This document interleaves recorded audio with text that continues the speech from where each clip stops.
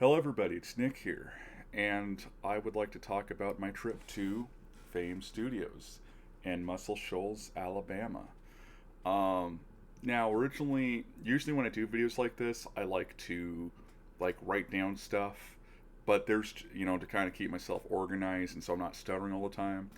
But the problem is there's just so much to talk about. So this is going to be a long video. But people wanted me to do a video about this. So get comfortable, get some popcorn. Ignore my P bass here. Um, and wow. Well, let's start from the beginning. Now I'm going to be uploading my song today. It might take a few days for it to actually go on to streaming platforms. But let's talk about the song a bit first. I might even upload this video like the next day, just so it's you could listen to the song at the same time. I'll put a link in the description too. Um, and if you want to see the photos I took, they are on my Facebook page. Unfortunately, my phone is a piece of crap, and it corrupted a bunch of stuff. So make that what you will. But anyway, this song is called. Sorry if that clap damaged your ears, by the way. Anyways, so the song is called First Class Love. Without giving too much away, I was looking up at a plane that I was working on, and I kind of thought, well, I want to write a bubblegum song. This is probably going to be my last one, because I don't want to just be known for bubblegum music. I want to do like all sorts of stuff.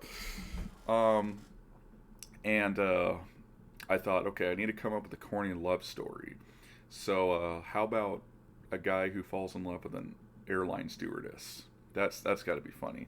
By the way, is my voice coming through here? I'm gonna put it up a little bit. Hopefully, it doesn't do anything. It looks good in OBS. But anyways, so that's where I got the idea for the song. But of course, to afford the session, I'm not gonna explicitly mention expenses here, but it was gonna be an expensive session, which I figured. Now, how did I pick Fame Studios? What led me to want to record there? Well, the place I normally record at in Seattle is called Synergy Productions. Jason Shavy's the guy that runs it, and I did my song "Nice Blue Eyes" there, which was also a bubblegum tune. And I really love how it came out, but I felt like it was missing that kind of like vintage kind of vibe. I think the way his studio's set up, it's kind of like it's gonna sound a little modernized at least. But it's fine. I'm happy with how the recording came out. I wish it would sound vintage, but I like it. I wouldn't have uploaded it if I didn't. And in fact, I think that's one of my I think it's one of like my better works. That was the first song that I did in the studio all on my own.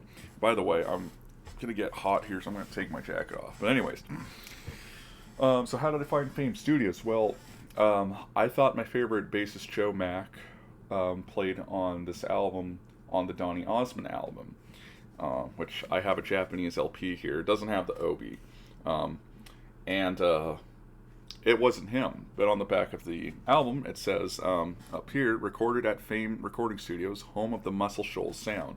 And I didn't really pay attention to the other studio. Apparently, they're pretty obscure. Not much is known about them. Independent recorders in California, I think. Studio City, California. Yeah, I don't know about them. But anyways, then I found out some of the songs on this album are from another album, which I got just in time before my trip, which was the Osmonds' first album. Okay, well, I was hoping I could hide that signature, but we'll talk about that later. And this one actually credits the personnel. Donny Osmond album doesn't do that. I assume because they recorded it at two different places, it would have been messy for the credits or whatever. And I found out Bob Ray played bass on it. And I found out, yeah, it was recorded at Fame Studios. Now, like most of those old studios, I assumed that, well, it probably went under sometime. Let me see what happened. I decided to look up its fate. And then to my astonishment, Fame Studios is still around. And it's still pretty much, like, if you look at the building, they haven't done anything with it. I told them when I was down there, I love what you guys did with the place, which is nothing, because it looks amazing. It's like outside, it's like 2025. I walk inside the studio and it feels like 1970. That's exactly the headspace I wanted. Late 60s, early 70s, whatever. And so that's how I found out about it. And I thought, well, I did think, assuming, before I looked up and found out the place was still around, I was thinking, man, what I wouldn't give to have recorded there. And then when I found out they were still around, well, it's like, well, I did say what I wouldn't give. So I worked so much overtime. In fact, I worked so much OT that I barely even had time to work on the song. So I got it done quite literally last minute, last second-ish, before I went down there. And funny enough, flying down there, I did not fly first class. I flew American Airlines from Seattle, SeaTac, they call it, to Charlotte, North Carolina. Now, this is my first time ever being on the East Coast or being in the South. So, but I had a few hours layover there. Then I went through Contour Airlines on an Embraer jet, which I absolutely loved, down to Muscle Shoals, which is a tiny-ass airport. And so, like, I was really excited for this. However, the first day of my trip didn't necessarily start on a good note. I mean, layover, North Carolina kind of sucked, but that wasn't a huge deal. I had to lug these things around. And also, to keep with the bubblegum thing, I wanted it to sound like it was recorded in 1970 or around that time. So I bought myself this huge hunk of crap. Well, it's not really a hunk of crap. And yes, I'll show you guys what's on the label. This is, I'm not going to open the box. I don't want, I'm going to treat this like the briefcase in Pulp Fiction. Okay, only a few people have seen inside this box. And I'll tell you what's inside, though, because you might, I've kind of revealed it everywhere else, like on Facebook and stuff. This is 2-inch tape. Yes, I recorded this song the old-fashioned way. I mean, we did do it digitally, but we also used the 2-inch tape to get that tape effect and, to make it sound even more legit. And fortunately, we figured out a way to do it without us having to perform perfectly.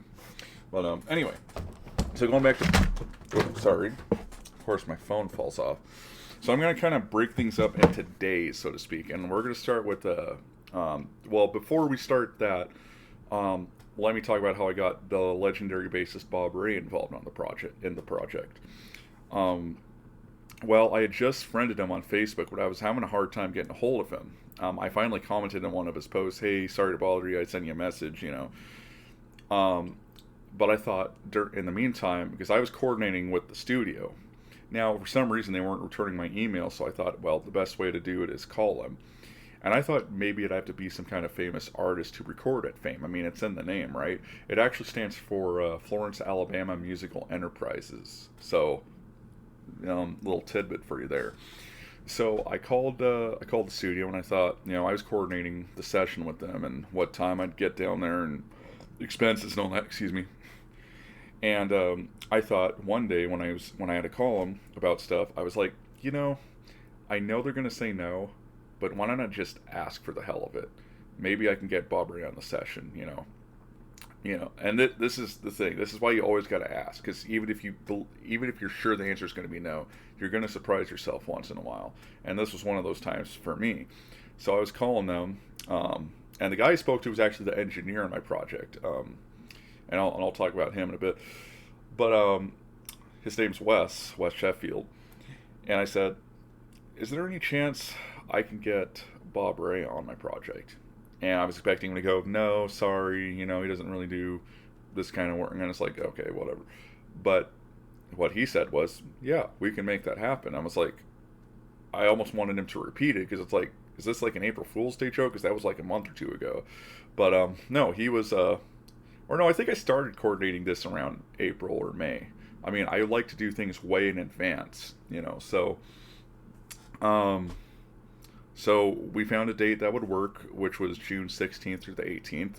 So I flew in on the 15th, and it turned out the only day I could go back home was on the 21st. So I was actually down there a whole week.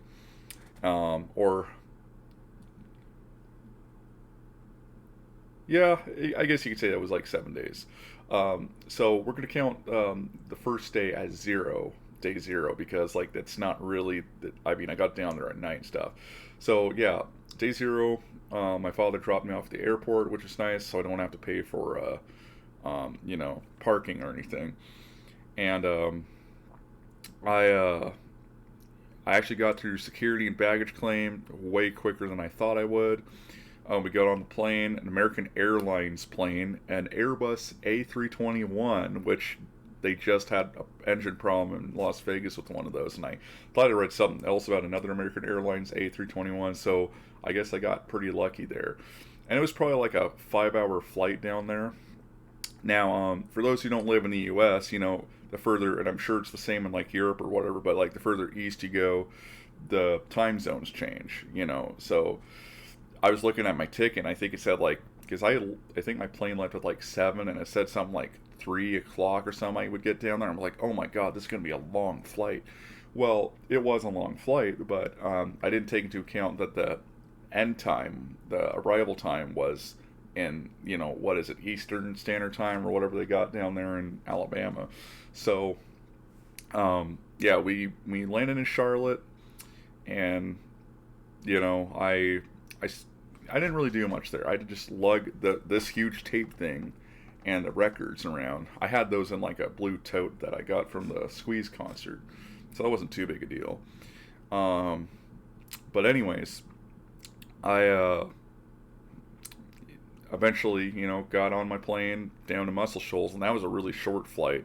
I think that's why we took Embraer jets, and I think that's why Contour uses Embraer jets, is because I think they only use those because it's such a short flight, and those planes are probably made for like shorter destinations. So anyways, yeah, we fly down to Muscle Shoals, and it was probably like, felt like less than 2 hours, I think. So this is, well, yeah, this is still day 0. Okay, so this is where the fun begins, and I use that very loosely for this first part. We're gonna use my first day.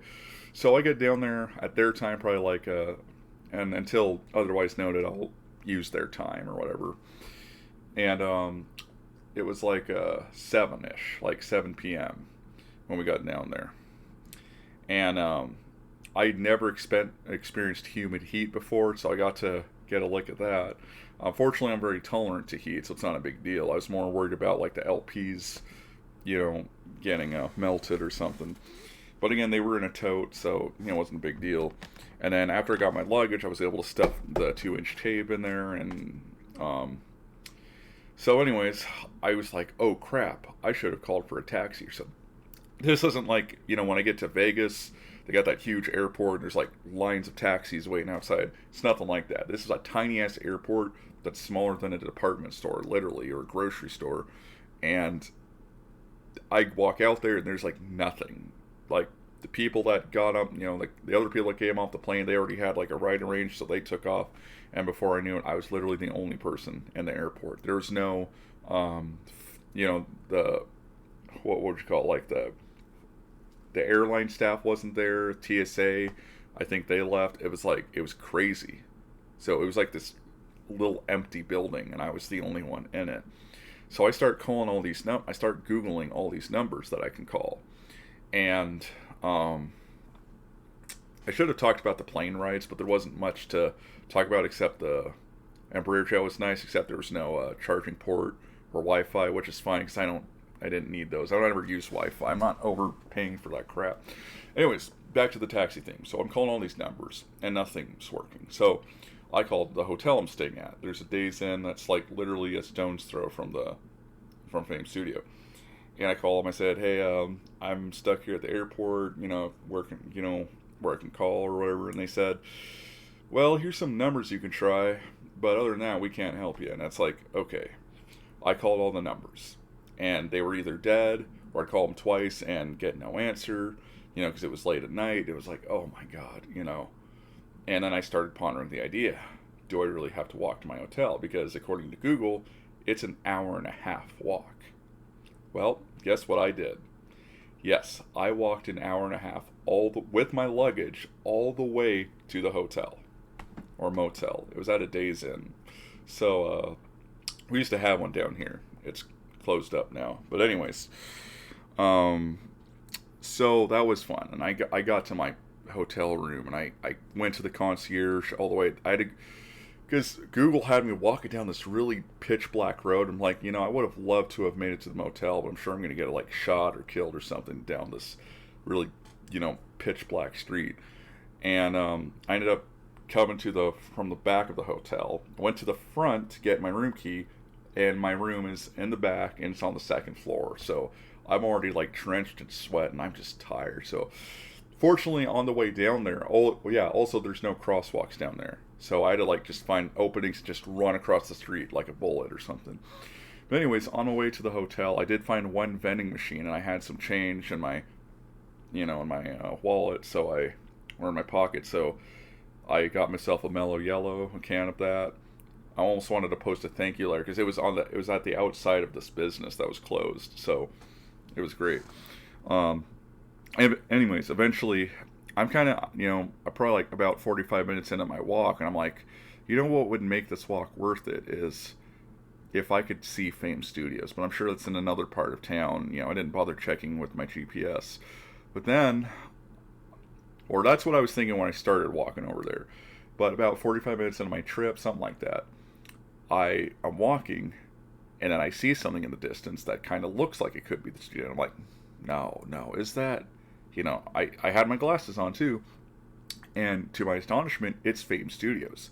So I ran across the street, and I was just like, by this point, it's probably like 8 at night. It's getting pretty dark, and I'm like, oh my god, it's Fame. Oh my god, I also want to say too, I did do a video of me walking for like a few minutes, on my way down, walking to my hotel. That video also got corrupted, and I'm actually glad because I was actually saying some pretty nasty things about Alabama, which I'm so glad aren't ever going to see the light of day. Because I wasn't talking that horribly about it, but I was like, my first impressions aren't very good, and it was like, no, I should have arranged the stuff. So, anyways, made it to the hotel, go in there. It felt like I had been in the pool. Like my clothes were so drenched in sweat that it was, not to be nasty or anything, but like it felt like I was like in a pool or something, or I just got doused in a pool or something. So, but I get cleaned up and I go to sleep for the night, which I'm surprised I was even able to do because, the excitement of recording the next day. So now we enter day one. Let's forget that day zero ever happened, So day zero, and okay, we're 17 minutes 30 seconds. You know what? Let's timestamp this. That was I could just annotate that early or in the video. Okay, so we got day one here. Was that Diez Unas or something like that in Spanish? Whatever. Anyway, I walked down to the studio, the Fame Studio, and you come in there, and it's kind of like you enter kind of like this lobby. Like to the left is like a office for the staff, like this tiny office, and to the right is like a gift shop. And there's a couple chairs there in case you want to like wait or whatever. So now most of the time there's tourists there. So they thought I think they probably thought I was a tourist, and then I think I kind of surprised them when I said, yeah, I'm here for my session for, whatever.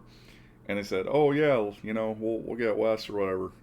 Now, if you look at the photo I posted on Facebook when I first got there, so you got the office on the left, you got the gift shop on the right, and then in front there's a door. That door goes to like a little tiny, it's kind of like a break area. It's kind of like an intersection between the different studios though. So you go in that room, we're going to call that like the foyer though. I don't know if it really is a foyer, but I'm going to call it a foyer. Anyways, to your left in there is Studio A. And then forward is Studio B. And then to your right is the mixing room for Studio B, the control room actually, for being correct here. So, they just said, yeah, just hang out here. Wes will come get you when he's ready. Well, I saw there were tourists in the building, and they were inside the foyer area. And I happened to see this guy that resembles Bob Ray. He kind of walks across, and and then he goes out of sight of the, from the doorway. So, but I see him walk across like 2 or 3 times, and I finally hear one of the tour guys, the staffer, say to the tourists, like, yeah, this is Bob Ray, he's one of our session players. So I immediately got up, and I kind of slowly walked. I didn't want to like rush toward him. I mean, this is like an old guy, he's like almost 80. So I kind of approached him, and I was like, hey, Bob Ray, this is Nick. And he immediately knew who I was, so that was really cool. Shook hands, and he was awesome. And then I eventually met the engineer Wes, and he was great. So the first day was spent basically doing the tracking, the instrumentals for my song. So the first thing we did was we did drums. Now, one of the best things you can do for a producer is that I found, both the producers I've worked with, and I kind of consider Wes the producer in a way. That's just how my mind processes it. He was more like the engineer though. But anyways, so we recorded the drums to a click track. Now I'm awful at drums, or really it's the kick drum I have a problem with. Everything else I can do, and I was trying to be unique with the drum beat. Like during the verses, at the end when you hear the song, you'll hear these like little like 16th tones, And I was trying to I don't have a drum kit at home either, and I don't have a way of rehearsing the drum part. I would actually go to Guitar Center and like just kind of practice the drum part and try to do it subtly so they didn't think I was practicing and get them pissed off. So that was the only practice that I had. Excuse me. So I think we did a few run-throughs of it. I mean, there's a technique called punching in, which I would normally consider cheating, but since I was literally the only guy recording besides Bob Ray on bass, yes, it's something I forgot to tell people. Just like Nice Blue Eyes, where I recorded every single instrument, I was doing the same here, except this time I had Bob Ray on bass. Could I have done my own bass part? Sure, but knowing I could have got a legendary guy. Another problem too is you would think it'd be perfect. It's like, oh, you know exactly what you want in the song, and you could play the instrument for that. So, and that's true, but I kind of want other people's flavors in it. I just don't like having every single song sound exactly like me. I like other musicians to bring their flavors into it. So, with that said, it was great having Bob Ray come in and play the part. The way I did it with him was before we came into the studio, like a week prior, I made a demo on my Nord on the Hammond organ, and because I said, well, I can give you sheet music, I can give you this or whatever, and he said, if you want to just send me a demo, just send me a demo and I can do it. And it's like, because it turns out he has something called relative pitch, which I have perfect pitch, which means I can hear a note and know exactly what it is. I don't know what relative pitch is, though. I need to look that up. I've heard of it. Okay, identify the relationship between musical notes such as intervals and chords rather than identifying. Okay. I'll have to look that up. I'll have to read into that. But, yes, I mean, this guy played on the legendary album, The Osmonds. This guy is so freaking good.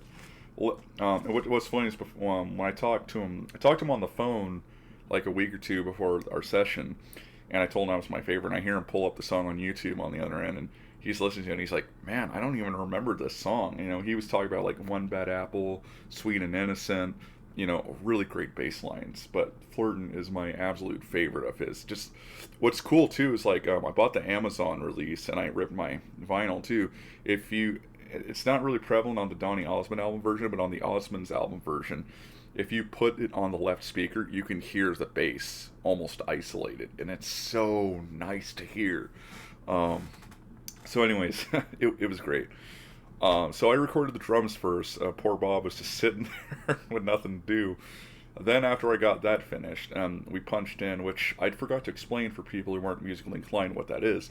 Punch in, well, if you ever play video games, you know what save states are? It's pretty much the recording equivalent. So like, let's say I play the verse perfectly, but I play everything perfectly except the chorus. I make like I miss one note or something, or I play something off beat or whatever. Well, I can go back into that point where I messed up. They can punch me in or have me start right where that mistake happened, and I can play it properly, and then they mix it in with the previous take to make it sound like it was just one clean, perfect take. And that's what we did. And like I said, normally I would consider that cheating, except I was literally the only guy doing it, and I didn't have time to spend the whole week there. Or, I didn't have the money, I should say. I had time. I was there for the whole week, because that was the only flight back. But yeah, so I punched in a lot of stuff. I think everything was punched in. I mean, I hate to say it, but that's the harsh truth about it. And like I said, normally I don't do that stuff, but I had no choice. I was an individual. So anyways, Bob Ray plays his part. After I'm done with the drums, he gets on, his bass and starts playing that. And at the same time, they track me on the Hammond organ. Now, they don't have a B3, they have an A100, which they, oh yeah, I should talk about those instruments. So they have two studios, like I mentioned earlier, Studio A, Studio B. I record in Studio A, although Studio B has the same things, has the same exact instruments, except I think B has a clavinet in there, which I didn't use on mine. But they were saying, I think since like the 70s, those same exact instruments have been there. So, for example, the Wurlitzer part that I did, and the organ part and stuff, those were the same exact ones that were played on this album by the awesome Clayton Ivey, who I might be getting on my next session down there. So, anyway, so that was really cool. They did have a grand piano in there, but I didn't really feel it fit the song, so I just did organ and Wurlitzer electric piano. So on the third take, I finally got, because Bob wanted to redo his bass line a few times, so that was cool. We played, again, he's playing bass, I'm playing organ, kind of like a few feet away from him, and the third take, I nail it perfectly. You gotta understand, on the Nord, mine is weighted keys, so when I play the organ part, it feels completely different than on an actual Hammond organ, which doesn't have weighted keys. It has these really light plastic keys. So you got to take that into account. So with that said, it got done though. We finished that stuff. Bob Ray ends up heading out, but we already arranged for him to sign a few things. So he actually did. He signed both my LPs. There's also a personnel list in here, which I had him sign right next to his name on the Osmonds album. And what was even cooler was he had his chart written out on paper. And I just asked, hey, by any chance, can I have that? And he said, yeah, sure. So I might scan that later and upload it so people can, people check it out. In fact, I'm not going to take it out right now, but if people want to see the chart he wrote for my song, for his bass part, I'd be more than willing to throw that up there. So he did his part, so it was time for him to head out. Although before we were done tracking, I think after we were done, I promised him lunch, so we went to a place next door, I think called Sweet Pepper's Deli, and we went there, and it was pretty good. And we were talking. He was talking about my work. I was asking him about his work. I was asking about what it was like working on the Osmonds album, which he said was awesome. And I think he said he used Rick Hall. Rick Hall founded Fame Studios in 1959, by the way. Which was funny because I knew who he was, but I didn't know too much about him. And in that foyer room I was telling you about earlier, there's all these photos, and I'm like, what is Geraldo Rivera doing in all these photos? Well, I found out it's not him, it's Rick Hall. So, oops. But anyways, for the Osmonds album, Bob Ray was using Rick Hall's Fender Precision bass with labella flat wounds on it, which, man, I'm like the Wilkins Coffee puppet guy, when it comes to labella strings. Oh, those are flat wounds. What do you got? What brand? Oh, they're probably like Ernie balls. And then I shot the guy in the head. It's like, no, man, you gotta get labellas. See, now you just died because you didn't get the right strings. I think for my session, Bob said he was using a Diodaros. He was actually playing a Squier bass, which at first I was kind of turned off on, but isn't that the cheapo model? But he had it modified and everything, so it actually sounded really good, and I'm glad he used that thing. It sounds so good. When you listen to my song, that bass line is gonna be a freaking earworm. And see, I'm not that clever to come up with a good bass line, but see, I'm smiling just thinking about the bass part. That's how great of a job he did. So now here's the thing, and they told me about this before the studio, because I'm like, okay, he's gonna want to get paid. How does this work? So I don't remember the name of their union, but yes, Bob Ray is part of a union, as am I, but not a musical one. It's a mechanical one, and I guess the rule is $250 per 3 hours. Now I wasn't sure how long he'd been there. I'd assumed he'd at least been there 2 hours. So I paid him appropriately, and then I gave him, well, I gave him an exuberant amount more. I'm not going to go into detail.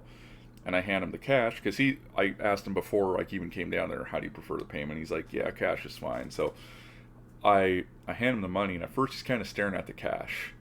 And I'm kind of like, I start to get nervous. I'm like, oh my God, a bass legend, and I just underpaid him. Oh my God, I just pissed off one of my favorite basses. Then he kind of looks up at me, he's like, dude, this is like way excessive. Like, why are you paying me this much?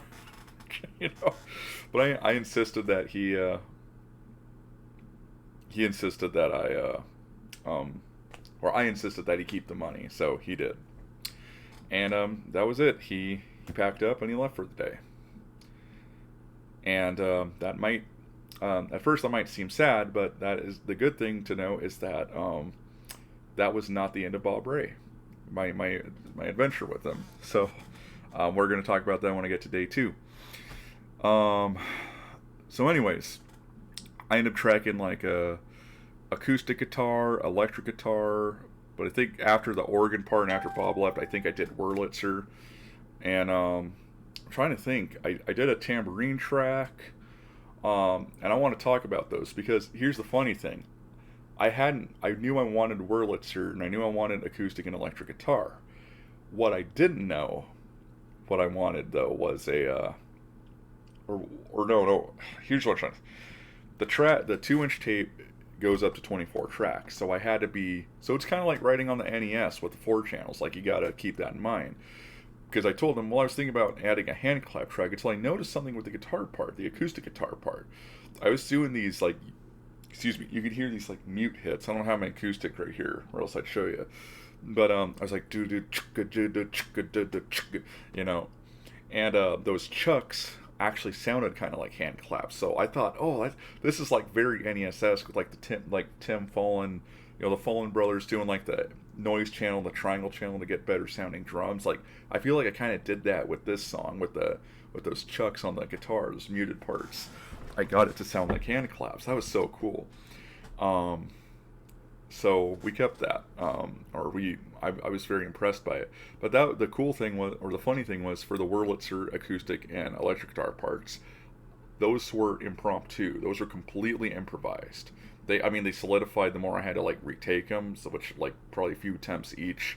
We punched in everything. Now here's the one drawback I want to talk about at Fame Studio. And to me, it was something very minor, fortunately. But to others, it might be a turnoff. I don't know. They do tours twice a day. And when they get to your studio, you have to stop what you're working on and let them come in. And they're probably there for like 20, 30 minutes. And, but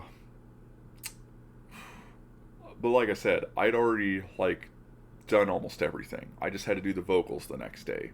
I could have done them that day, but we were kind of running out of time. It's an 8-hour session there, unlike the 10-hour sessions I do in Seattle. So we took a lunch break during one of the tours, which made sense. And I think me and Bob were at lunch for like an hour. So yeah, we were way ahead of schedule. But anyways, let's go back to the instruments I recorded. I can't remember if I did this day 1 or day 2. It was one or the other. But there were some parts that, and this was the only real criticism I got from Wes, the engineer. And even then, I don't even really consider it that. But he said there were some parts of the song which are kind of instrumental, but there's like nothing there. And he said, it sounds good and everything, but I feel like something's missing. And I was thinking that in the back of my mind too. And so, sorry, I get notifications whenever I record videos. But anyways, he's like, I just feel like there's something missing there. And I'm like, yeah, I think so too. And he said, there was an assistant engineer in the project named Jordan. I don't know his last name, otherwise I'd mention it. He said, Jordan, you want to get that electric sitar out for him? And he's like, yeah, sure. And I was just kind of thinking, electric sitar? You mean that one of my favorite session players in the world, Vinnie Bell, developed? Sure enough, they bring this one in, and it's got Vinnie Bell's name on like the pick guard and everything. And I'd never played one before. I'd seen them, and I've always wanted to play one. And this was, normally I wouldn't say it fits with the bubblegum pop thing, but I thought, well, it does fit in with the 60s, 70s vibe, so I gotta do it. I've always wanted to play this. My favorite freaking session guitarist, Vinny Bell, worked on this. Oh my god, it's got his name on it. Oh my god, I think the brand is by Cordy, and then Dan Electro still makes some, but the Cordy ones are more expensive, so you gotta pick your battles with that. And sorry if I'm kind of like switch between things, but anyways, so I did some parts on there, and got that part done, and it sounded great. So it was so fun to play that thing. Now here's the funny thing: I recorded the guitars, including the electric sitar, and the vocals in the same booth. They have like this little tiny booth. And behind the grand piano, I think Bob Ray told me there used to be like a little spot there for the bass. He actually recorded that out in the main room, not in one of the booths. So, like I said, he was a few feet away from the organ. Now, if you look up images, and I took some myself on Facebook, you can see the whole layout of the room, and you'll get a better understanding. And then the tambourine part, I recorded like kind of in the center, a little past the drum kit, and recorded that there, and that was pretty. I just remember I had to stop because my arm, like, I was doing like the 16th note, like swings on the tambourine, and it hurts your hands really bad. So I eventually had to stop. Like, okay, let me take a break here. Let's continue from there. So we punched that in too. It was fun though, and I'm trying to think, what else did I do on that day? I mean, we recorded pretty much all the instrumentation the first day, and then I told him, okay, well, I want to record the vocals tomorrow because I want to make some change to the lyrics. I think some of the stuff kind of sounds stupid. So they're like, okay, sounds good. It was about 6 their time, so it was time to close up shop anyway. So I go to sleep after I get to my hotel room. I just hit the bed, and I just go off to dreamland, whatever. I'm woken up a few hours later to my phone repeatedly connecting and disconnecting from the charger. Now at first I thought it was the charging cable. I'm like, okay, well here's the thing. I hadn't charged my phone since the previous day, since day one, which I was just talking about. So my phone was getting, like, I think it was at like 40 something or whatever, 47%, something like that. And I was testing everything, and basically I came to the conclusion it's my phone. Out of all the worst times for this phone to stop working, it's now. Oh my god, what am I going to do? So I did my best not to use my phone throughout the whole night, which, as you could probably tell, was like a torturous task. I actually went out for a walk, because I'm like, why don't I just go for a walk, for like an hour. And like in that, even at night, like at 4 a.m, when I was walking out there, it's like super hot out. And it was like, I'll sweat myself out, I'll wear myself down, and then when I get home, or when I get back to my motel, I'm going to want to go to sleep. So, go back to room 17 after an hour walk. But during my walk, I was looking for this music store that some of the musicians there had told me about, called Counts Brothers Music. And I saw this big building with like these neon lights lit up, and I couldn't see what it was, but I'd heard it was just a diagonal path from the studio. And so I walked over there, and sure enough, yeah, it was Counts Brothers. And it's like, of course I couldn't go in, they were closed, but it's like, okay, I'll have to check this place out later. And so I guess, yeah, go back to my hotel room 17, and I crash. I keep saying hotel, it was a motel. I don't know, whatever. It's the same, just consider it the same thing for the sake of this video. And now I'm going to timestamp to 39:20. That's going to be day 2. So, here we go. Day 2. My phone is almost out of power. It's like at 10%, something like that. It's really low. I start looking up all these places on Google that could fix phones. Hey, do you guys fix Galaxy A12s? No. Do you guys fix phones? No. There was a T-Mobile on the way to the studio. I stopped there. do you guys fix phones? No, but we could sell you a new one. It'd probably get here in like a business day. No, I don't. I can't do that. That's, my lyrics and I forgot to say this. My lyrics and my rhymes and everything. My wicked rhymes and the sheet music for my vocal melodies and every vocal parts and stuff are all on my phone. I gotta have the stuff. So I go to the studio and I tell the engineers, I run into a bit of a snag. You see, my phone's about to die. My charger's not working. I can't find a place that'll fix my phone. And I gotta record my vocal parts today. And the assistant engineer said, I know a place that'll fix your phone. And I was kind of thinking in my head, okay, sure, they're not gonna fix it. He said, check out this place called I Doctor, the letter I and then Doctor. It's it was probably a few minutes away from the studio, and he said they fixed my phone. I have an iPhone, but he's like, I'm sure they'll fix yours. And I said, I was kind of thinking, yeah, right. He's like, give him a call. So with the little battery power I had left, I called him. Yeah, can you guys fix my Galaxy A12? It's not charging. And they said, yeah, sure, bring it in. And so I'm like, oh, crap. Hang on, someone sent me a text or some. God, I hate getting notifications. But anyways, oh,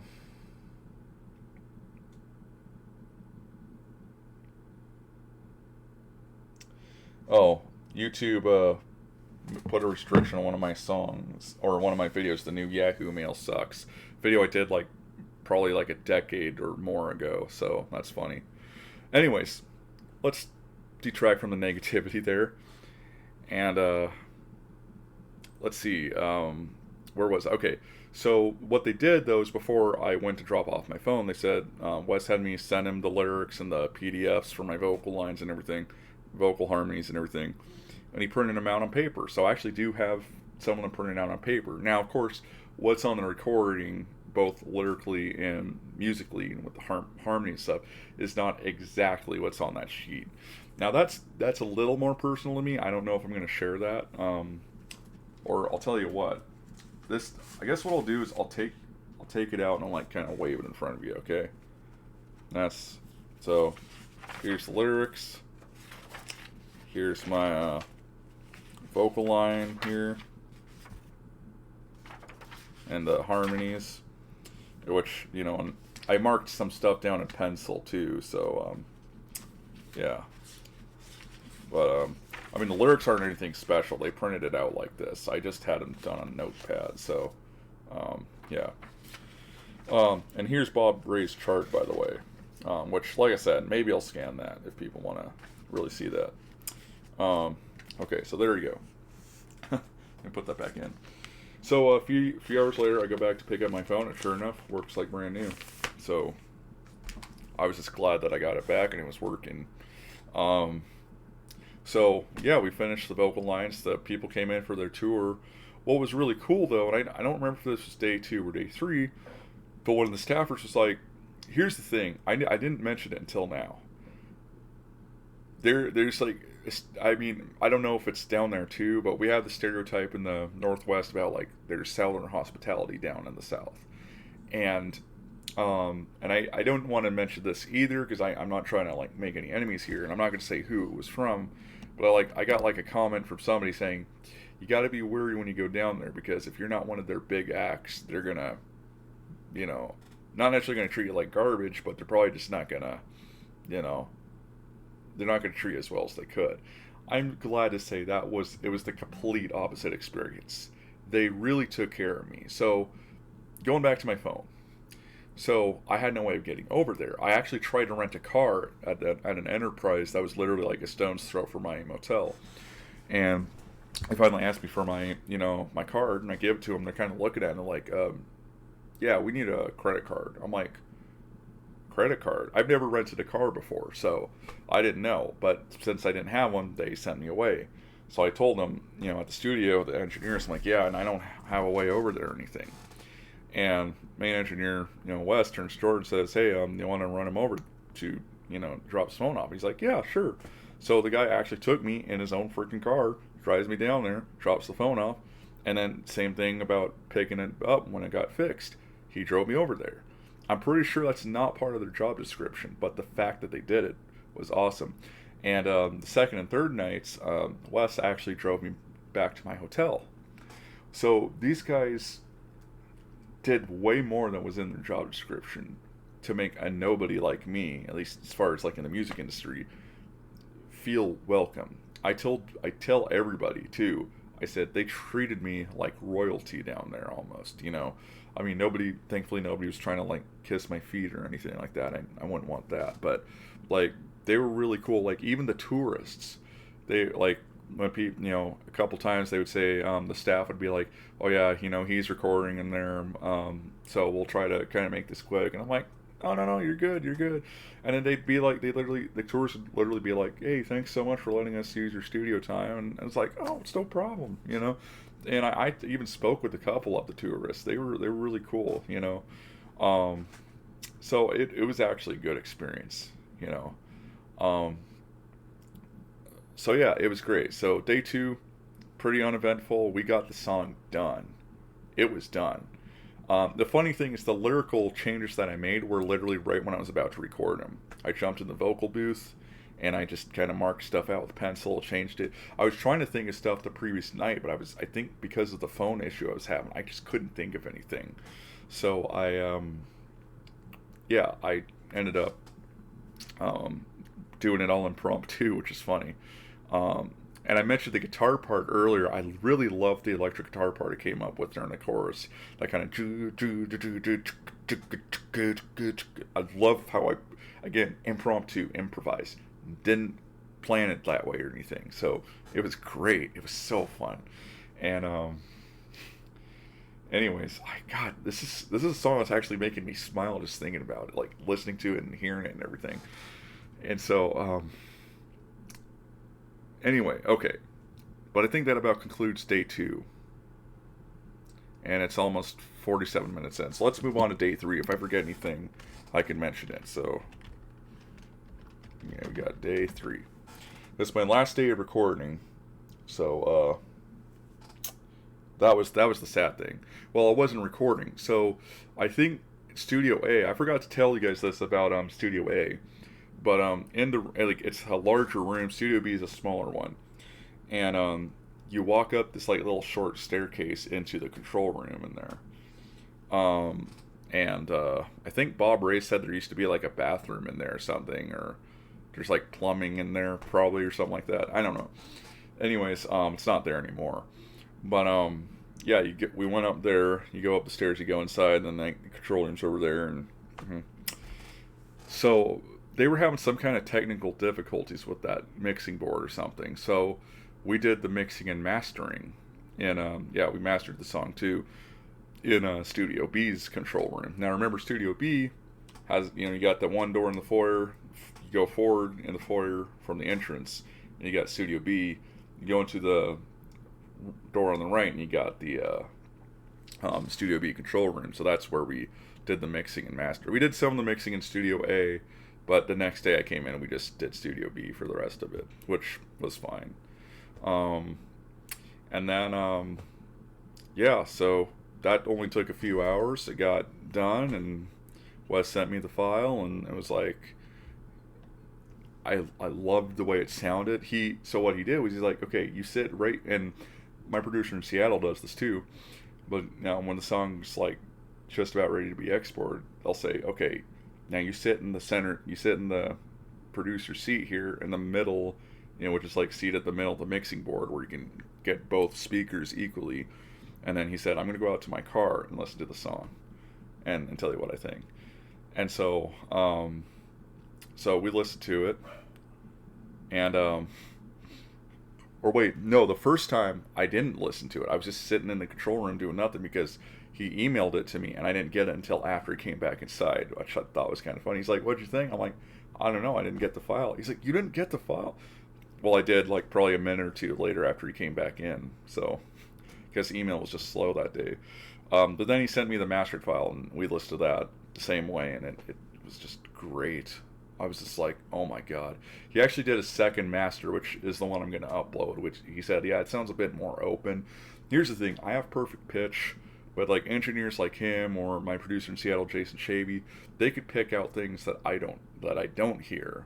like as far as the quality goes of the just the overall sound and audio, which is great. So it was great, getting to hear and be like, okay, I didn't really hear a difference between the two, like I like very slightly, but it's like I'm sure it's got a bigger impact in other people. So it was great though. He sent it to me and we got done, and that was the end of my time at Fame. Well, kind of. So what was really cool was we got finished early, and one of the staffers said, "Hey, if you want to go hang out in Studio B and play or whatever, play the instruments, you're more than welcome to." So that was really cool. Except I was so freaking tired from that day, so I played for probably about half an hour, and then I just went back in the control room and I just freaking dozed off, And then by that time, I didn't have much time to do anything. Plus, it was the morning, so my vocals just weren't ready to sing. Fortunately, I wrote First Class Love to be not too taxing on my voice, so I didn't have to sing too high. Because the one fear that I had, well, there were two fears I had. One, I would get sick on my trip here, or at Fame, or in Alabama, and I would not be able to sing. I can't sing when I'm sick. It's just impossible. The second fear that I had was I wouldn't be able to hit those notes because I'm recording earlier in the morning. And, fortunately, that wasn't a problem either. So I did a good job at writing it to not be too harsh on my voice. No, I'm not going to talk about that. Never mind. So anyways, that was the end of my time there, pretty much. But what was really cool was I came back the next day. I think I was like just going to get some at the gift shop or something. And they were saying, excuse me here. It's the morning, sorry. Anyways, they said, "Do you want to hang out in the foyer room?" Or I forgot what they call it, but he's like, the staff guy was like, "Yeah, if you want to hang out in there, it's great." They were also doing a tour of the upstairs, which I hadn't been up there yet, and they said, "Do you want to go with do you want to go with us on the tour?" And I'm like, "I would love to." So because I was recording there, they're like, "Yeah, just you can tour as well if you want," and it's like, dude, that is so freaking cool. Now, I told you earlier that my adventures with Bob Ray had not ended, and so let's continue that story. So he got a hold of me and he was like, "Hey, so since you're done recording, what you gonna do now the rest of your, for your last 2 days?" And I said, kind of glum, "I don't know. I'm probably gonna just, walk around the city, see what's going on or whatever." And he said, "Well, let me give you the breakdown. Here's the deal. I'm busy Friday, but I'm available Thursday. Do you want to hang out?" And the very first thing that came to my mind was Wayne's World. When Wayne and Garth are telling Alice Cooper, "We're not worthy, we're not worthy," or they do it in the second movie too to Aerosmith. Now, I'm not a fool. I wasn't going to say that. I just said, "Yeah, I would love that." So he said, "All right. I'll pick you up tomorrow and at 12 and we'll sort it out from there." So the next morning, I guess you could say this is 53:20. We're gonna say this is day 4.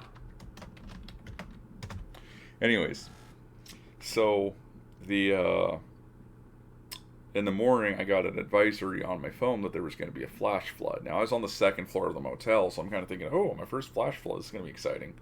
It wasn't. I was texting Bob Ray earlier that morning just to make sure if he was still up for it the day, and he's like, "Yeah," he's like, "Don't worry about this flash floods, you're good," And so I saw lightning stuff, so I shut my blinders, and I literally just went back to sleep. And because the notification said it was going to end, like, it was going from like 6 a.m. to like 9 a.m. or something like that.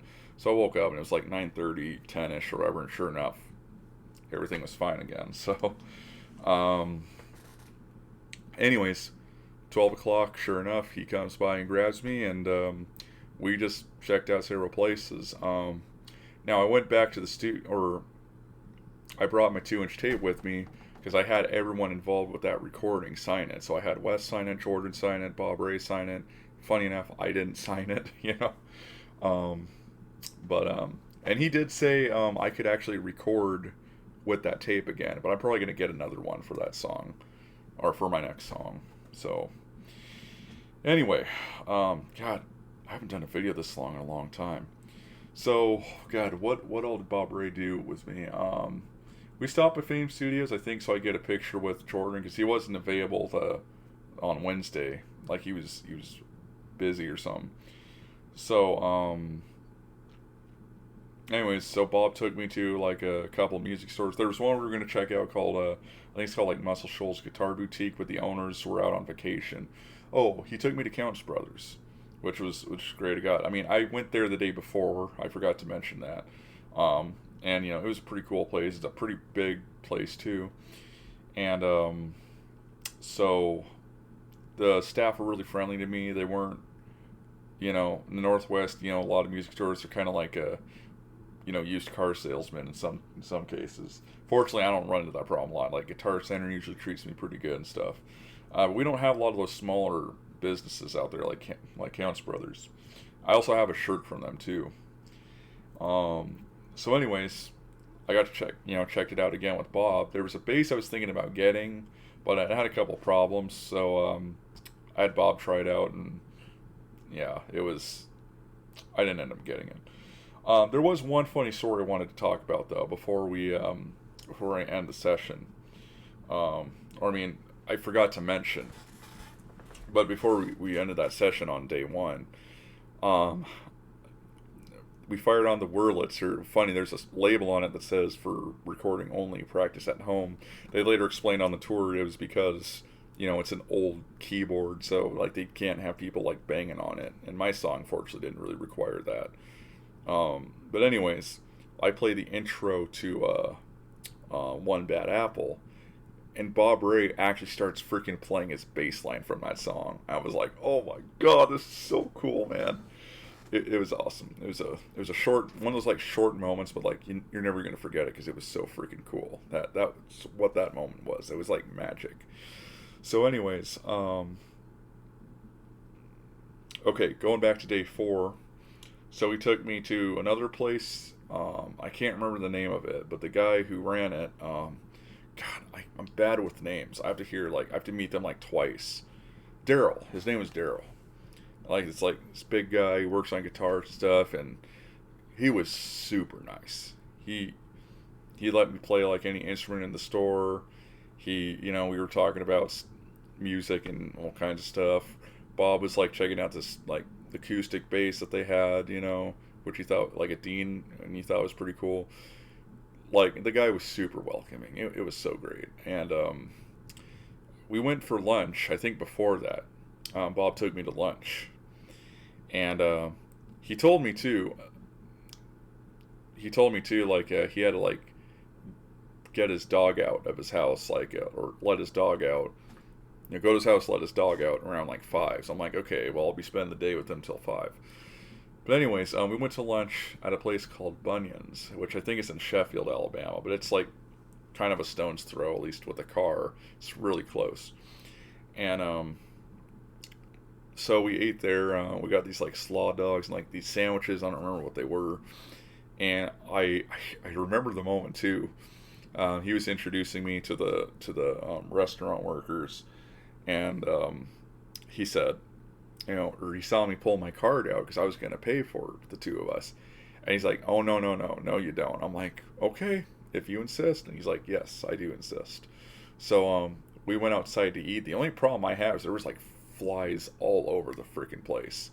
And like they were getting on my food and stuff. So I had to just try to ignore that or try to get them to not do that, which was like a monumental task. But other than that, the food was just excellent. I'm not a big slaw guy, but those slaw dogs down there were just excellent. I mean, because he told me, he's like, if you eat at any restaurant down here in Alabama, he's like, you got to go here. And yeah, he was right. It was really good. So next time I'm down there, that is a stop that I will be making. It's going to be kind of like when I go to Vegas and I go to Gordon Ramsay Steak. Like that, it's going to be a lot cheaper.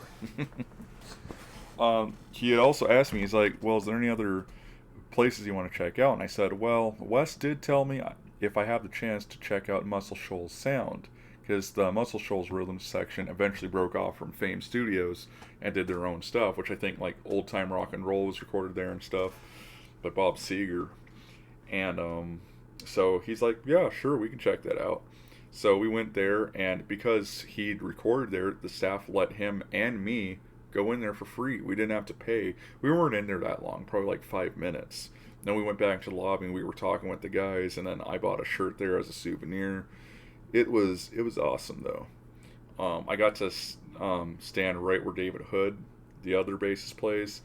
I would have loved to have him on one of my sessions. Unfortunately, he's got I think he's got Parkinson's, so he can't play anymore, which really broke my heart. I really wish I could have had him in on a session. He seems like a good guy. And anyways, so I'm trying to think here. So yeah, we checked out the music store and stuff. Went across the bridge, got to see the locks for the ships and the the shipping ships or whatever, the tugboats, whatever they call them. We got to see those. That was pretty cool.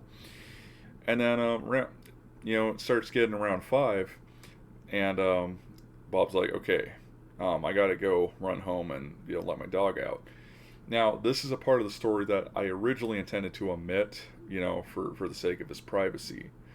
The only reason I'm going to talk about it is because I saw someone else on YouTube. This lady did a video of it.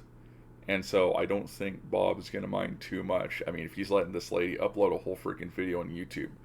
And, I don't think it's going to be a problem if I at least mention it. But anyways, he said, okay, I got to go let my dog out of my house. He's like, do you mind if we run by there really quick? And I'm like, I barely know this guy, and he's going to take me to his house?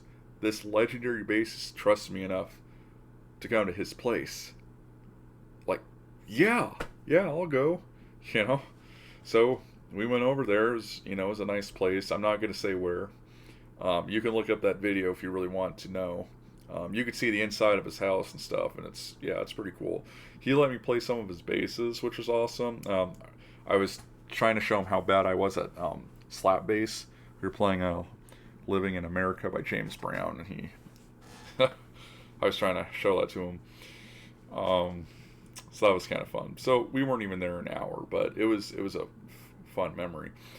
Well, around that time, it got to being dinner time, like 6 or 7 o'clock, and I met his neighbors. They were really cool, and they were saying, "Yeah, we're gonna have some barbecue." We're like, "What are you?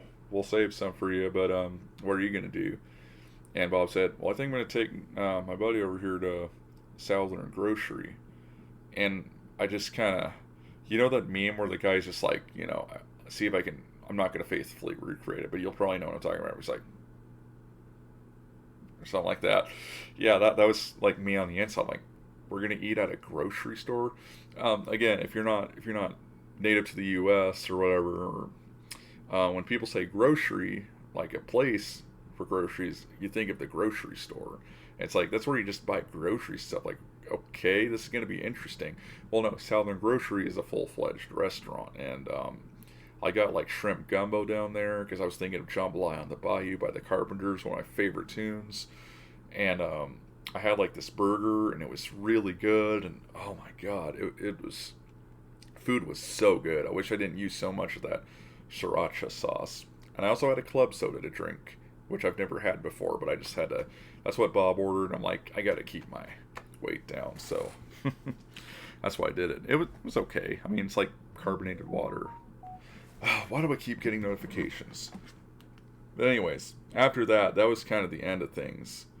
I'm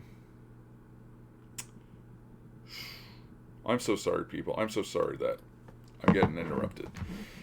Anyways, so yeah, that was pretty much the end of the day. And then I'm trying to think, did I even do anything on day 5?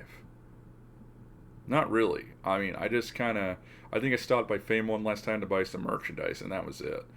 And I was sad because I bought a thumb drive down there that they have down there at their gift shop, and I don't have it now. I checked my luggage after getting home, and it's not there. It's like, I freaking remember packing it, and it's not in the bag that it was in. Like, what the, kind of frustrated me. But, and the plane ride back was horrible too. From North Carolina back to Seattle, because I forgot to mention this on the way down. So they had like 2 rows, like left and right, 3 seats on the left and right. Because when I booked the flight through Contour, I didn't get to pick anything about my flight, from SeaTac to North Carolina and back. So I only got to pick my seats on the Embraer jet, which I picked the very front on the left. Which those are weird because it's one on the left, one seat on the left, two seats on the right. So I picked the one left, so I would get like all the leg room. But anyways, so on the American Airlines flight, yes, on that Airbus 321, there were three seats. I was seated at the window, and there was a guy in the left seat. Nobody in the middle seat. So that was great. I had room and everything. But on the way back, that was a different story. I was in the middle seat, and there were two people sitting next to me, and I was like, "Oh my god, this is gonna suck." And the flight just felt like forever.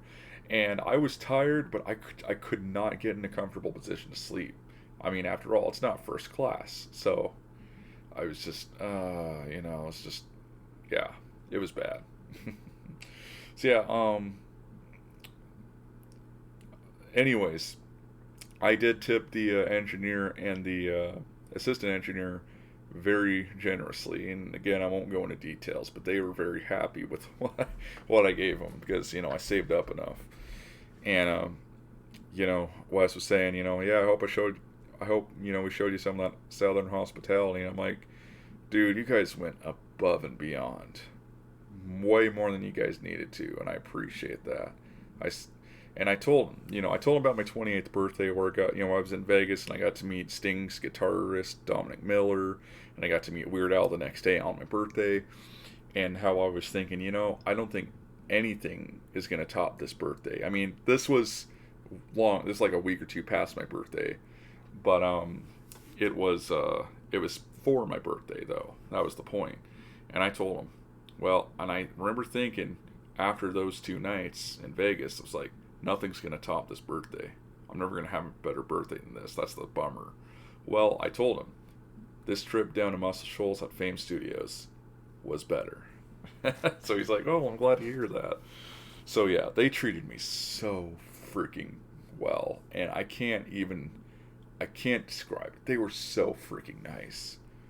And that's part of the reason I'm saving up to go back down there, because I love being treated like that, And that's not to say that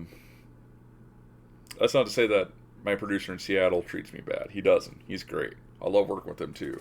But like getting to go down south and experience the different food and the different people and everything like that was part of what made the trip worth it too. So, and just people down there are more friendly, So, and I guess that's about it. I mean, the only other thing that I was thinking about talking about was the recording process between Synergy Productions in Seattle, where I record normally, and Fame Studios. The only reason I'm not really comfortable talking about it is because I'm afraid people, or if they happen to watch it, like Jason watches this video, or freaking Fame Studios watches this video, they're gonna think they're criticisms, which they're not. They're just observations, and it's like the different ways they do things. I don't want them to take it on the offensive, because it's not. They're just observations I made, but I just don't know if they would or not, and I don't want to take that chance. But just the way basically just the way their process works as far as recording stuff, is different from each other. And I now it's like, it's kind of obvious, like, well, yeah, different strokes, different folks. If I went to another studio in Seattle, it'd be the same thing, right? I was going to say, too, one other thing was, I forgot to mention this about day one, so forgive me here. When I met Bob Ray, I told him about that long walk I had to do journey I had to make from the airport to the studio, or to the motel, I mean. And he's like, why didn't you call me? I'm like, well, what do you mean? And he's like, I would have given you a lift. And I'm like, I didn't know, A lowlife like me would never dream of asking a legendary bass player, hey, can you give me a ride to my hotel? But, that was great knowing that. So he actually drove me back too. And during my day with him, he actually drove me by a few places that were, that used to be studios and no longer were. So, and I can't remember their names, but the buildings were still there. They weren't no longer studios.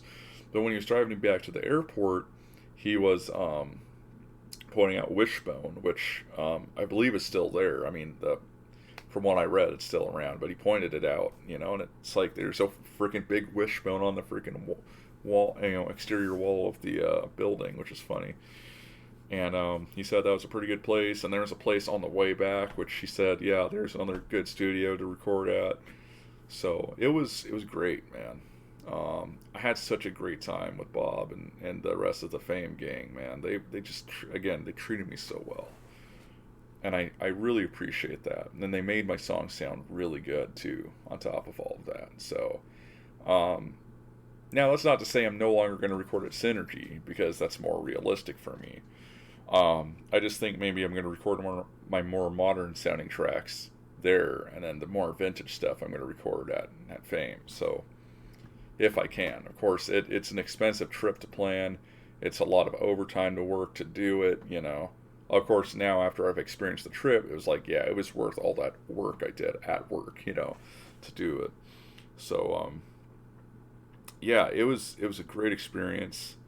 This video, oh my God, 1 hour, 11 minutes. It's like my longest video in a long time, at least. So I guess if you really, if there's anything you feel like I'm missing, if there's anything else you want to ask about, feel free to leave a comment, and I will try and answer it as best as I can. Another thing I was thinking of too before I made this video was, like I did the same thing with Nice Blue Eyes, and it's a good thing I do those videos, because they're like time capsules. So years later, when I'm like old, or even a few years from now when I'm older, and I'm like, wait, what happened at Fame Studios? Did I do this? Did I do this at that time? Did I record that? I can go back to this video and be like, oh yeah, that explains everything, or at least almost everything. It explains enough, right? So yeah, it's kind of like a time capsule. You kind of look back on it. There was something else I was going to mention, of course, because I'm getting older. I'm 31 now. I can't freaking remember it. Oh, bloody heck, man. Oh. But it was a fun session. It was so fun. I can't get over it. When I had to make that long trek to the motel room, I thought maybe this trip was a bad idea. But then I kind of thought, no. It's going to be fun tomorrow. I just have to put up with a little bit of pain now. There's a trap you have to avoid in Eye of the Beholder 2 if you've seen my playthroughs. And the tip to avoid it is you can read this plaque, and it says, it's actually a trap you're supposed to take damage from, I think. But the plaque reads, a little pain now saves a lot later. And I feel like that was appropriate for my session at Fame. Again, just, I can't get over how well they treated me. It was so freaking, ugh. I've said it too many times ad nauseum. I'm sorry for yawning. I came home from work. So, I'm kind of tired. Yeah, I don't remember what I was going to say. But I'll put it in the comments if I remember. How about that? But with that said, guys, thank you so much for watching. And yeah, feel free to drop your questions, and I'll do my best to answer them. But it was a great time. I'm definitely coming back. I just have to see when a good time would be, because December's not it. I was thinking maybe November or January. Maybe January, so I have more time to save and stuff. But yeah. So I guess lastly, I'll show you guys the here's the signatures on the 12-inch tape. You'll see the you'll see that it says 4 o'clock there. What that means is that's when the tape actually, when you start hearing the tape on the recording. So, or when you play that tape back, you have to go to the 4-minute mark in order to start hearing anything. So, that's great. It was a fun thing to record. Oh my gosh. But I'll let you guys go. I'm just tired. I'm about to pass out. So, God bless. Peace out. Have a good one.